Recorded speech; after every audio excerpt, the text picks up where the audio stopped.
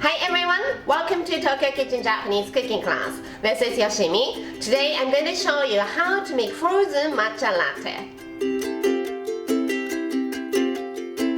I know matcha latte is very popular even outside Japan. Today I'm going to show you how to make midsummer version of matcha latte. These are what you need. 2 tablespoons sugar, 1.5 tablespoon matcha powder and some milk.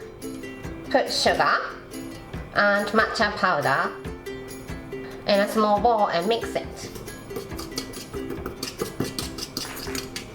Add 100 milliliter hot water and mix it well to dissolve sugar. Prepare freezer bag and put this in here. And seal the bag halfway. Push the air out and seal it completely. Cool it down to room temperature and then freeze it overnight. It's completely frozen. Let's break it into little pieces in the freezer bag. Like this. Put it in the food processor.